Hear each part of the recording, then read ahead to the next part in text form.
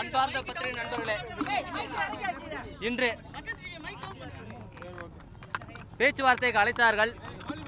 அதன் அடிப்படையில் இடையே தொழிற்சங்க மையத்தின் ஆலோசகரும் ஏஐசிசி ஆலோசகருமான மரியாதைக்குரிய தோழர் எஸ் குமாரசாமியும் எல்டிசியின் மாநில செயலாளர் நானும் கலந்து கொண்டோம்.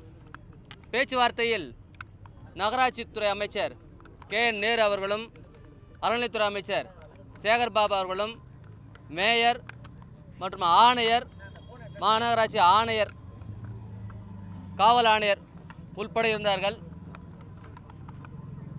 இந்த தொழிலாளர்கள் இன்னைக்கு 13வது நாளாக வெயிலையும் மழையிலும் இருக்காங்க. இன்னைக்கு காலையில் கூட தமிழக முதல்வர்கிட்ட நாங்கள் ஒரு வேண்டுகோள் வச்சுருந்தோம்.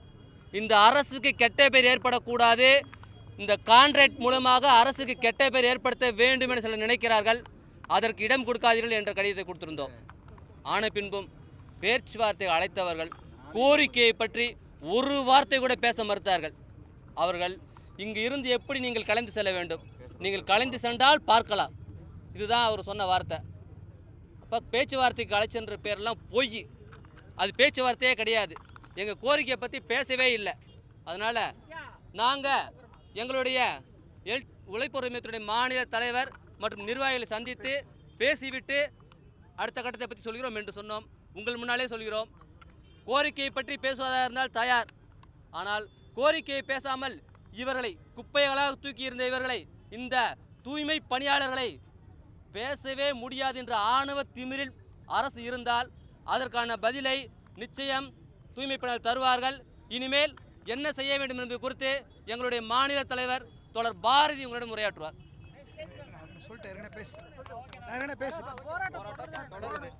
போராட்டம் 100க்கு 100% தொடருது. தமிழ்நாடு முழுக்க 2 லட்சம் தூய்மை பணியாளர் இருக்காங்க.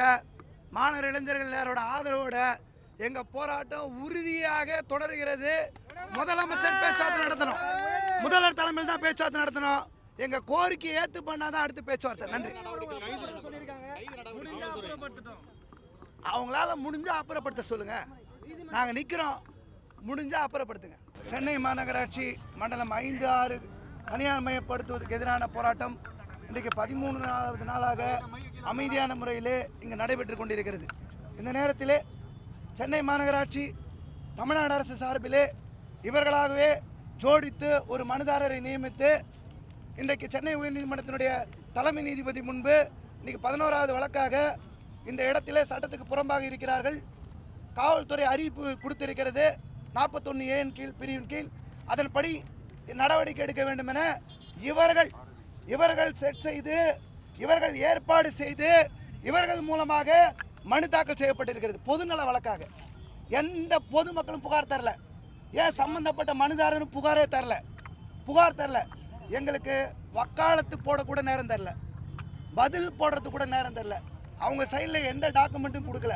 இதெல்லாம் கொடுக்காமலே இன்றைக்கு சட்டப்படி தான் நீங்கள் போராட முடியும், சட்டத்துக்கு உட்பட்டு போராட முடியலன்னா நீங்கள் 41A கீழே நடவடிக்கை எடுங்கன்னு சொல்லியிருக்காங்க. அப்போது அரசாங்க தரப்பில் ஆஜரான வழக்கறிஞர் எங்கள் மீது ரொம்ப அக்கறை இருப்பது போல், ஐயோ அவங்களாம் ரொம்ப வீக்கர் செக்ஷனு, அவங்களா கலைஞ்சு போயிட சொல்லி நீங்களே வேண்டுகோள் வைங்கன்னு, அதை நீங்களே சொல்லிக்கோங்கன்னு சொன்னார். அப்படின்னா இவங்களே தொட்டிலையும் ஆட்டுவாங்களா, இவங்களே கிள்ளி விடுவாங்களா, இவங்களே தொட்டிலையும் ஆட்டுவாங்களா? அவர்களுக்கு எங்களை வெளியே அனுப்பணும்னு சொல்லி இன்றைக்கி நாங்கள் முடிவெடுத்ததா நினச்சிட்டு உக்காந்துருக்காங்க. பேச்சுவார்த்தை கூப்பிட்றோன்னு சொல்லி உக்காந்துருக்காங்க. இதை பொறுத்த வரைக்கும் இன்றைக்கி என்னென்னா, இந்த சண்டை, இந்த போராட்டம் பெரும்பான்மை அருந்ததியினா ஆதி திராவிட பெண் தொழிலாளர்களுக்கான போராட்டமாக அமைதியான முறையில் நடந்துட்டு வருது. இன்றைக்கி பொதுமக்கள், மாணவர்கள், இளைஞர்கள், வழக்கறிஞர்கள், ஊடகத்தினர் அத்தனை பேரும் இந்த பக்கத்துக்கு ஆதரவாக இருக்காங்க. அவங்களால அதை பொறுத்து கொள்ள முடியல. நாங்கள் எங்களை கைது பண்ணால் கைது செய்கிறதுக்கு நீங்கள் முடிஞ்சால் கைது பண்ணுங்கள், இப்பயும் சொல்கிறோம். கைது பண்ணுங்கள், எங்களை காப்பாற்றுவாங்க, மாணவர்கள் காப்பாற்றுவாங்க, இளைஞர்கள் காப்பாற்றுவாங்க, தொழிலாளர்கள் காப்பாற்றுவாங்க, பெண்கள் காப்பாற்றுவாங்க, ஊடகத்துறையினை காப்பாற்றுவாங்க. உங்ககிட்ட நாங்கள் நம்பிக்கையாக எங்கள் கோரிக்கையை விட்டுட்டு நாங்கள் நிற்கிறோம். தமிழ்நாடு அரசுக்கு, சென்னை மாநகராட்சிக்கு ராமிரெட்டி கான்ட்ராக்டர் தான் முக்கியமாக. அவங்களுக்காக எங்களை நீங்கள் கைது பண்ணி ஜெயிலில் வைப்பேன்னு சொன்னாலும், எங்களை தூக்கி போடுவேன்னு சொன்னாலும், ராமிரெட்டி உனக்கு ஓட்டு போடல, ஓட்டு போட்டது நாங்கள் தான் சொல்லி நாங்கள் களத்தில் நிற்போம். ஒருபோதும் பின் ஒதுங்குவதோ பயப்படுவதோ கலைஞ்சு போகிறதோ நாங்கள் செய்ய மாட்டோம். ஒருபோதும் பயப்பட மாட்டோம். என்ன வேணா பண்ணுங்க. 1000 போலீஸை கொண்டு வந்து நிறுத்தி வச்சுருங்க. பஸ் எல்லாம் அடைக்க வச்சுருங்க. நீங்கள் தான் டிராஃபிக் ஜாம் ஏற்படுத்துறீங்க பொதுமக்களுக்கு இருவிட. நீ 1000 போலீஸை கூட்டு வந்தாலும் சரி, நாங்கள் ஒரு விஷயம் சொல்கிறோம். நீ பீரங்கி தூக்கிட்டோ துப்பாக்கி தூக்கிட்டோ இன்னும் நிறைய போலீஸை போடுங்க. என்ன வேணால் பண்ணுங்கள். ராமிரெட்டி தான் உங்களுக்கு முக்கியமா? உங்களுக்கு கான்ட்ராக்டர் முக்கியனால எங்கள் ஜனங்களை நீங்கள் அடித்து அரெஸ்ட் பண்ணலான்னு நினைப்பீங்களா? தமிழ்நாட்டு மக்கள் எல்லோரும் சும்மா வேடிக்கை பார்ப்பாங்களா? நான் மக்கள் மீது நம்பிக்கை வச்சுருக்கோம். மக்கள் எங்களை சும்மா விட மாட்டாங்க. மக்கள் எங்களை அப்படியே கைவிட மாட்டாங்க. அனைத்து அரசியல் கட்சியினரும் கைவிட மாட்டாங்க. எங்களுக்காக நிற்பாங்க நம்பிக்கையில் நீதிக்கான போராட்டம் நடக்குது. இன்றைக்கி இன்னொரு வழக்கம் வந்தது. 45வது கோர்ட்டில் எங்கள் வழக்கு 46 ஐட்டமாக வந்தது. அவுட் சோர்சிங் வேணான்ற வழக்கை எங்கள் சங்க தரப்பில் உழைப்போர் உரிமைக்கு தரப்பில் மனிதாதார நான் பாரதி என்ற பேரில் நீங்கள் வழக்கு தாக்கல் செஞ்சுருக்கோம். அந்த வழக்கில் தீர்ப்புக்காக ஒத்தி வைக்கப்பட்டிருக்கு. நடத்தி முடிச்சுட்டு வந்திருக்கோம். நடத்தி முடிச்சுட்டு வரும்போதே உள்ளே கூப்பிட்றதுக்கும் இங்கே பதட்டத்தை ஏற்படுத்துறதுக்கும் போலீஸ்காரங்களை கூப்பிட்டு எங்களை மிரட்டுறதுக்கும் உண்டான நடவடிக்கைகள் ஈடுபட்டுருக்காங்க. நாங்கள் அஞ்ச மாட்டோம். இவ்வளோ நாள் பேச்சுவார்த்தைக்கு வராதவங்க இன்னும் திடீர்னு வந்து எங்கள் மேலே பாசம் அக்கறை எங்களை வெளியே அனுப்பணும்னா நீங்கள் இங்கேருந்து வெளியே போங்க. அவங்க கோர்ட்டில் சொல்கிறாங்க. நாங்களாக அவங்கள வந்து துரத்த மாட்டோம், எதுவும் பண்ண மாட்டோம். அவங்களா கொஞ்சம் போயிட்டு சொல்லுங்கள், நாங்கள் ரிக்வஸ்ட் பண்ணுறோம். தலைமை நீங்கள் சொன்னார், அவங்கக்கிட்ட நீங்கள் பேசிக்கோங்க, அவங்ககிட்ட போய் நீங்கள் ரிக்வஸ்ட் பண்ணுங்கன்றார். ஆனால் ஒன்று, எங்களுக்கு எந்த வாய்ப்பும் தரல. கோர்ட்டில் எங்கள் தரப்பை சொல்வதற்கு எந்த வாய்ப்பும் தராமலே எங்களை கொண்டு வரணும்னு பார்க்குறாங்க. நாங்கள் வந்து போலீஸ் இங்கே எதாவது அரெஸ்ட் பண்ணாங்கன்னா, ஏதாவது நடவடிக்கை எடுத்தாங்கன்னா, இங்கே உள்ள பெண் தொழிலாளர்களுக்கு உயிருக்கு ஆபத்தோ உடலுக்கு ஆபத்தோ ஏற்பட்டால் இந்த சென்னை மாநகராட்சியினுடைய ஆணையர், இங்கே இருக்கக்கூடிய அமைச்சர் சேகர்பாபு அவர்கள், மேயர் அவர்கள், துணை மேயர் அவர்கள், இங்கே போலீஸ் டிபார்ட்மெண்ட்டில் யார் யார் உயர் அதிகாரிகள் இருக்காங்களோ அத்தனை பேர் இதுக்கு பொறுப்பு. நீங்கள் ஏதாவது பண்ணி ஏதாவது நடந்துச்சுன்னா நீங்கள் தான் பொறுப்பு. அமைதியான முறையில் ஓரமாக உக்காந்து வேலை கேட்டுட்டு கெஞ்சி இங்கே உக்காந்துட்டு அமைதியாக நிற்கிற பெண்கள் ஒரு அசம்பாவிதம் கூட பண்ணாமல் அமைதியாக இருக்கிறவங்கள வழக்கை ஜோடித்து செட் பண்ணி போட்டு வெளியே தள்ளுவேன்னு நீங்கள் சொல்கிறீங்கன்னா உங்களுக்கு சமூக நீதி சமத்துவ ஆட்சி சொல்கிறதுக்கு நீங்கள் வெக்கப்படணும். நீங்கள் ஒன்று பண்ணுங்கள், தயவு செஞ்சு பெருநகர சென்னை மாநகராட்சி கிரேட்டர் சென்னை கார்பரேஷன் போர்டு எடுத்துருங்க. ராம்கி என்விரோ சொல்யூஷன் அப்படின்னு பேரை வைங்க. அர்பேசர் சுமித்னு பேரை வைங்க. 7 மண்டலத்தில் 3 மண்டலத்தில் அவங்களுக்கு கொடுத்துட்டீங்கன்னு பெருமையாக பேசுகிறீங்க. எங்ககிட்ட இருந்தால் இந்த சலுகை இருக்காது, அவங்கக்கிட்ட போனால் எல்லா சலுகையும் கிடைக்கிறீங்க. வெக்கமே இல்லாமல் சொல்கிறீங்க. தயவு செஞ்சு இந்த பேரை மாத்திர வேண்டுகோளை தமிழ்நாடு அரசுக்கு நான் முன்வைக்கிறேன். எங்கள் சார்பாக பேரை மாற்றிருங்க தயவு செஞ்சு. அர்பேசர் சுமித் இது ஆஃபீஸு, இது தொழிலாளிகளுக்கு சொந்தம் இல்லை அப்படின்னு பேர் வச்சுருங்க. இறுதியாக ஒரு விஷயம் மட்டும் நான் சொல்லிக்கிறேன். தமிழ்நாடு முதல்வருடைய தந்தை மாண்பு முன்னாள் முதல்வர்கள் அவர் பராசக்தியில் ஒரு வசனம் எழுதியிருக்காரு. மடி நிறைய பணமும் மனம் நிறைய இருளும் உள்ளவர்களால் எளிய மக்கள் ஓடினான் வாழ்க்கையின் எல்லைக்கே ஓடினான் அப்படின்னு சொல்லுவாங்க கோர்ட்டில் நின்றுக்கிட்டு. அதுதான் எங்கள் நிலைமை. எங்கள் வாழ்க்கையோட எல்லைக்கே நீங்கள் ஓட வைக்கணும்னு நினைக்கிறீங்க. ராமிரெட்டிக்காக ராம்கிக்காக ஒருபோதும் நாங்கள் விட்டு கொடுக்க மாட்டோம். ஆகஸ்ட் 15 சுதந்திர தினம், அதுக்குள்ளே எங்களை தூக்கணும்னு பார்க்குறீங்க. நாங்கள் ஆகஸ்ட் சுதந்திர தினத்தில் விடுதலைக்காக போராடிய, விடுதலைக்காக களம் நின்ற பகத்சிங் வழியில், சாதி எதிர்ப்பாக களம் நின்ற புரட்சியாளர் அம்பேத்கர் வழியில் நாங்கள் களம் காண்போம். நாங்கள் தொடர்ந்து போராடுவோம். சுதந்திரம் என்பது பிறப்புரிமை என்ற சொல்லத்தில் நாங்கள் வேலைக்கான, விடுதலைக்கான, சாதி ஒழிப்புக்கான, இந்த ஆதி கவுனருக்கு எதிரான, அருந்ததி ஆதி திராவிட மக்களுக்கான சுதந்திரத்தை நோக்கி நாங்கள் சுதந்திரம் வேண்டும், வேலைக்கான சுதந்திரம் வேண்டும் என்று முழங்குவோம். தொடர்ந்து நாங்கள் போராடுவோம். எங்கள் போராட்டத்தை ஒருபோதும் அரசு ஒடுக்க முடியாது. தொடர்ந்து களங்காண்போம் என்பதை தெரிவித்துக் கொள்கிறேன். சார் என்ன சொல்கிறாங்கன்றதுக்கு போயிருக்காங்க, என் கமிட்டி போயிருக்காங்க. அதனாலே போராட்டம் நின்றுலாம் இல்லை, அவங்க என்ன சொல்கிறாங்கிறதுக்காக போயிருக்காங்க. பேச்சுவார்த்தை என்ன இருக்குது? பேச்சுவார்த்தை எங்களுக்கு சாதகமாக சொன்னாங்கன்னா, ராமிரெட்டிக்கு சாதகமாக இல்லாமல் தொழிலாளி சாதகமாக இருக்குன்னு சொன்னாங்கன்னா நாங்கள் நல்ல முறையில் முடிவெடுப்போம். இன்னொன்று சொல்கிறோம், முதல்வர்கள் பேசணும். நீங்கள் நேற்று இங்கே பக்கத்தில் இருக்கக்கூடிய பாரிஸ்க்கு வந்திருக்கீங்க. நான் பாதி கம்யூனிஸ்ட் சொல்லியிருக்கீங்க, அதனால தான் என் பேர் ஸ்டாலின் சொல்லியிருக்கீங்க. எங்களுக்கு வந்து நட்பு விமர்சனத்தையும் மற்ற விமர்சனத்தையும் வித்தியாசம் தெரிய காண முடியும் சொல்கிறீங்க. கம்யூனிஸ்ட்னு நீங்கள் சொல்லிக்கிறீங்க, இடதுசாரின்னு சொல்லிக்கிறீங்க. இடதுசாரி என்றைக்குமே முதலாளிகள் கார்பரேட் பக்கம் நின்னதில்லை, தொழிலாளிகள் உழைக்கும் மக்கள் பக்கம் தான் நிற்பாங்க. நீங்கள் நிஜமாகவே நீங்கள் கம்யூனிஸ்ட்னு சொல்கிறீங்கன்னா, இடதுசாரின்னு சொல்கிறீங்கன்னா பேச்சுவார்த்தைக்கு வாங்க, எங்களை கூப்பிட்டு பேசுங்க, குறையை தீர்த்து வைங்க. நீங்கள் எங்களுக்கு 31/7/2025 இருக்கக்கூடிய எங்கள் தொழிலாளர்களுக்கு வேலையை கொடுங்க, நாங்கள் உடனே வேலைக்கு போக ரெடியாக இருக்கோம். முதல்வர்கள் எங்களுடைய கோரிக்கையை பரிசீலனை பண்ணோம். வேண்டுமென்றே வலிச்சு திணிச்சு நாங்கள் போராடணும்னு நினைக்கல. தமிழ்நாடு அரசுக்காக நாங்கள் வேணுன்ட்டே போராட்டம் ஏற்று நடத்தணும்னு நினைக்கல. வேறு வழி இல்லாமல் வீதிக்கு தூக்கி போட்டீங்க, வேலையை விட்டு தூக்கி போட்டீங்க. இப்போ கார்பரேஷன் வெளியே நாங்கள் இருக்கிறது அசிங்கம் அழுக்குன்னு சொல்லி இங்கேருந்து தூக்கி போடணுன்னு பார்க்குறீங்க. நாங்கள் தொடர்ந்து நிற்போம்.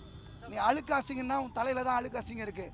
அந்த அழுக்க, அந்த குப்பையை, தலையில் இருக்கிற குப்பையை அகற்றும் வரைக்கும் எங்கள் போராட்டம் தொடரும். சார், நீங்கள் டெல்லியில் விவசாயிகள் போராட்டம் 1 வருஷத்துக்கு மேலே நடந்தது. 100கணக்கான வழக்குகள் போடப்பட்டது. இந்தியா முழுக்க ஷாஹின்பாக் போராட்டம் நடந்தது. மக்கள் தேர்ந்தெடுத்த இடங்களில் போராட்டம் நடத்தினார்கள். நாங்கள் முதல்ல போக்குவரத்துக்கு இடையூறாக போராட்டம் பண்ணுறோமான்னு ஃபஸ்ட்டு பார்ப்போம். நீதிமன்ற நடவடிக்கை ஒரு பக்கம் இருக்கட்டும், மக்கள் மன்றம்னு ஒன்று இருக்குது, அதுதான் எல்லாத்தோட பெருசு. சென்னை மாநகராட்சியாக இருக்கட்டும், தமிழ்நாடு அரசாக இருக்கட்டும், நீதிமன்றமாக இருக்கட்டும், மக்களுக்காகத்தான் எல்லாம். உச்ச நீதிமன்றம் ஒன்று இருக்குது, நாங்கள் மேல்முறையீடும் செய்வோம். நீதின்னு ஒன்று இருக்குது, நீதிபதி வித்தியாசப்படும், வேறுபடும். நாங்கள் நீதிக்கான போராட்டத்தை நடத்துகிறோம். மனிதர்களுடைய தீர்ப்பு வேறுபடலாம், எங்கள் போராட்டம் நிற்கும்.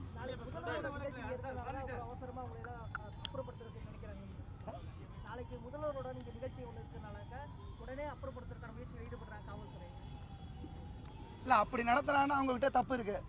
நாங்கள் நிற்போம், நாங்கள் சொல்கிறோமே, நாங்கள் இங்கே தான் இருப்போம். நீங்கள் கைது செய்யுங்க, அடுத்த கட்ட நடவடிக்கைலாம் நீங்கள் போங்க. உங்களால் என்ன முடியுதுன்றது நீங்கள் பாருங்கள், எங்களால் என்ன முடியுதுன்னு பார்க்குறோம். உங்களை நம்பி இருக்கோம், நீங்களாம் இங்கே தானே இருக்கீங்க. எங்களை அடித்தாலும் வச்சாலும் தூக்கி போட்டாலும் குத்துனாலும் வெட்டினாலும் நீங்கள் இருப்பீங்கள்ல. ஊடகத்தை பொதுமக்களை நாங்கள் நம்புவோம்ல, உங்களெல்லாம் நம்பி தான் நாங்கள் களம் நிற்கிறோம். எங்கள் நம்பிக்கையை வீணடிக்காமல் இருப்பீங்க நாங்கள் நம்புகிறோம். உங்கள் மீது நம்பிக்கை வைத்து நான் களத்தில் நிற்கிறோம். வழக்கு தொடர்ந்த தேன்மொழி என்பவர்கள் திமுககாரா இல்லை போலீஸ் சைட்லேருந்து போட்டதா, யார் மேலே உங்களோட குற்றச்சாட்டு? சார், ஒருத்தர் கேஸை போடுறாங்க. இங்கே இருக்கிற வீடியோ இருக்குல்ல, கிட்டத்தட்ட ஒரு 20 பக்கத்துக்கு இங்கே யாரெல்லாம் என்ன பேசுனாங்கன்னு டிரான்ஸ்லேஷனோட வச்சுருக்காங்க. பேப்பர் புகைப்படம்னு 20 பக்கத்துக்கு வச்சுருக்காங்க. யாராவது ஒரு பொதுமக்கள் இங்கே ரோட்டில் உட்காந்து இங்கேயே தங்கி தூங்கி எழுந்து வீடியோ இருக்குன்னு மேலேருந்து என்ன கேமராவில் வீடியோ எடுத்துருப்பாங்களா, ஃபோட்டோ எடுத்துருப்பாங்களா? நீங்களே சொல்லுங்கள். ஒரு 40 பக்கத்துக்கு வீடியோவும் ஃபோட்டோவும் எடுத்து போட்டால் யார் போட முடியும்? அப்புறம் யார் யார் என்ன பேசுனாங்க டிரான்ஸ்லேஷன் நீங்கள் முதல்ல போடுவீங்களா? ஒரு ஊடகத்துறையினர் நீங்கள் போயிட்டு டிரான்ஸ்லேஷன் பண்ணி இவர் இதை பேசுனார், அவர் இதை பேசுகிறார். இதை போலீஸை தவிர, உளவுத்துறையை தவிர வேறு யாரும் செய்ய முடியாது. பார்த்த மாத்திரத்தில் இது போலீஸ்காரங்களும் கார்பரேஷனும் கவர்மெண்ட்டு செட் பண்ண வழக்குன்றதை நீங்கள் ஆவணங்கள் மூலமாக தெரிஞ்சுக்க முடியும். அதனால தான் உறுதிப்பட சொல்கிறோம், இது அவங்க போட்ட வழக்கு தான். சரி, அவங்க வழக்கு போட்டோம், அடுத்து செய்யட்டும். நான் ரோட்டில் கூட தான் நிறுத்திட்டாங்க, ஓடிட்டோமா? இப்போ உங்களுக்கு நிறைய கட்சிகள் ஆதரவு இருக்குது, மாணவர்கள் ஆதரவு கொடுத்துருக்காங்க, இதெல்லாம் நீதிமன்றத்தில் முன்வச்சிருக்காங்க. பேசவே விடலையே சார். நாங்கள் தான் எங்களுக்கு பதிலுரை போடணும்னு கேட்குறோம், வக்காலத்து போடணும், கவுண்டர் போடணும், டாக்குமெண்ட் போடணும்னு கேட்குறோம், விடலையே. அவங்க டக்குன்னு அவசரமாலாம் முடிச்சிருக்காங்க, எங்களுக்கு எல்லா வாய்ப்பும் வழங்கலையே. அரசு சார்பில் இருந்தோ இல்லை காவல்துறை சார்பில் இருந்தோ சேப்பாக்கத்துலையோ இல்லை வேறு இடம் தரோம் அங்கே போய் போட்டு நடத்திங்கன்னு உங்களுக்கு ஏதாவது உத்தரவு கொடுக்குறாங்களா, இல்லை என்ன சொல்கிறாங்க அரசு தரப்பில் இருந்து? இல்லை, இது வரைக்கும் வெளியோ இது வரைக்கும் அவங்க எதுவும் பேசலை. நீதிமன்றத்தில் அந்த மாதிரி சொல்ல, கோர்ட்டு தீர்ப்பில் ஒன்று சொல்கிறாங்க, அனுமதிக்கப்பட்ட இடத்துல போராடலாம்னு சொல்கிறாங்க. மண்டபத்திலே அடைச்சி வச்சா அதற்கு அடுத்து என்ன பண்ணலான்னு இருக்கீங்க? வேற ஒரு இடத்துல அடைச்சி வச்சு இங்கேருந்து வலுக்கட்டாயமா பேருந்து அடைச்சி சென்று ஒரு இடத்துல அடைச்சி தான் அடுத்த கட்டமாக திருப்பி வருவோம். சரி, வருவோம், ஓட மாட்டோம், வீட்டுக்கு போக மாட்டோம். அப்பீல் போனால் உச்ச நீதிமன்றம் தான் போக முடியும். விரைவில் போகும் சார். இப்போ தான் போராட்டத்தில் இருக்கோம், பேச்சுவார்த்தை இருக்கோம். நாங்கள் அடுத்தடுத்து முடிவு எடுக்கணும்ல. எவ்வளோ கஷ்டங்களை தாண்டி இந்த 13 நாளில் இருக்கோம், எவ்வளோ அழுத்தங்களை தாண்டி இருக்கோம், எவ்வளோ மிரட்டல்கள் தாண்டி இருக்கோம், எல்லாத்தையும் தாண்டி நாங்கள் நிற்கிறோம். எங்களுக்கு நேரம் ஆசுவாசப்படுத்தி அடுத்தடுத்து போவோம். அதெல்லாம் தாண்டி இந்த பக்கம் களத்தில் நிற்போம் சார். 13 நாள் ஒரே இடத்துல தொடர்ந்து இருக்கிறோம். போலீஸ்காரங்க பேசுகிறாங்க, மாநகராட்சி பேசுகிறாங்க, எல்லா சைட்லேயும் முடியாது நீ போன்றாங்க, ராமிரெட்டிக்கு சாதகமாக நிற்கிறாங்க. அதெல்லாம் தாண்டி களத்தில் நிற்கிறதுன்றது இந்த சமூகத்தில் முடியாதுன்னு சொல்கிறத முடியும்னு சொல்லி நிற்கிறேன்னா ஆழ்ந்த நம்பிக்கையை மக்கள் மேலே வச்சுருக்கோம். சார், இப்போ திமுக எதிர்கட்சியாக இருக்கும்போது ஆயிரக்கணக்கான போராட்டத்தை முன்னெடுக்கிறாங்க, ஆனால் ஆளுங்கட்சியாக வந்தால் எந்த ஒரு போராட்டத்தையும் செவி சாய்க்க மாட்டாங்க. என்ன காரணம்? இல்லை, நாங்கள் ஒன்று சொல்கிறோம், நீங்கள் திமுக தயவு செஞ்சு தேர்தல் வாக்குறுதியில் அடுத்த தடவை தயவு செஞ்சு சொல்கிறதுக்கு மட்டும் வந்துடாதீங்க. நாங்கள் உங்களை எல்லா பணி நிரந்தரப்படுத்துவோம், எங்களை ஆட்சி கொண்டு வாங்க, தேர்தல் வாக்குறுதியை முடிச்சிருவோம், எங்களுக்கு 5 வருஷம் பத்தலை, பேலன்ஸ் வந்தால் நாங்கள் எல்லாத்தையும் முடிச்சிடுவோம், தயவு செஞ்சு கொடுக்காதீங்க. நாங்கள் இந்த தேர்தல் வாக்குறுதியை கேட்கறனால தான் இந்த நிலைமையில் இருக்கோம். முதலமைச்சரோட வாக்குறுதி கேட்கறனால தான் இன்னைக்கு நடுத்தேர்தலில் நாங்கள் நிற்கிறோம். அவரோட கடிதத்தால் தான் நாங்கள் நிற்கிறோம். அடுத்த தயவு செஞ்சு கடிதமும் கொடுக்காதீங்க, தேர்தல் வாக்குறுதி கொடுக்காதீங்க. அப்படி கொடுக்கறதுக்கு நீங்கள் தகுதி இழந்தவளா மாறிங்க. எங்கள் கோரிக்கையை நிறைவேற்றலாம். கூலி படத்தோட ரிவ்யூ போட்டிருக்காரு. இங்க ஒரு பெரிய ஒரு மக்கள் பிரச்சனை போயிட்டு இருக்கு. ஆனா இது சம்பந்தமா இதே பேசாம கூலி படத்தோட ரிவ்யூ போட்டிருக்காரு. சார், படத்துக்கு போனால் காசு வரும் சார், படத்தில் எதுனா பண்ணால் காசு வரும். அடுத்த 2-3 படங்களை ப்ரொடியூஸ் பண்ண கூட கொடுப்பாங்க. நாங்கள் என்ன சார் கொடுப்போம்? உடம்புல வேர்வை ரத்தம் தான் எங்கள் தொழிலாளி கொடுப்பாங்க, எங்கள் சங்க தொழிலாளி. எங்கள் ஜனங்கிட்ட என்ன சார் இருக்குது? ரத்த உழைப்பு இருக்குது, ஓட்டு இருக்குது. அதை வச்சு பெரிய ஆளுங்க நல்லா சம்பாதிக்கலாம். தேட்டரில் போய் கை தட்டினா ஃபஸ்ட்டு ஷோவில் நல்லா சம்பாரிச்சு போகலாம். அவங்களாம் வாழணும் சார், ப்ரொடியூசர் வாழணும், பெரிய பெரிய நடிகர்கள் வாழணும் சார். அதுக்கு தானே சார் முக்கியத்துவம் கொடுப்பாங்க. எங்களை மாதிரி ஆளுங்களா சார் முக்கியத்துவம் கொடுப்பாங்க? ஒன்று பண்ணுவாங்க சார், எங்களை மாதிரி நடித்தா நல்லா கலெக்ஷன் ஆகும், கடைசி படம் ஒரு 50 கோடி வசூல் ஆகணும் வேணா நடிப்பாங்க சார். சார் இப்போ சேகர் பாபுவோட தலையீடுகள் அதிகமாக இருக்குது, அவருக்கும் துறைக்கும் சம்மந்தமே இல்லை, ஏன் சார் அவர் தலையிடுறாரு? அவர் தலையிடுறதை நீங்கள் அவங்க கிட்ட கேட்டால் உங்களுக்கு எப்படி பதில் சொல்லுவாங்க உங்களுக்கே தெரியும். உங்களுக்கு எவ்வளோ மரியாதையாக சொல்லுவாங்கன்னு உங்களுக்கே தெரியும். உங்களுக்கே தெரியும் நாங்கள் நினைக்கிறோம். எந்த தலையீடு வந்தாலும் நாங்கள் ஒன்றா தான் நிற்போம்.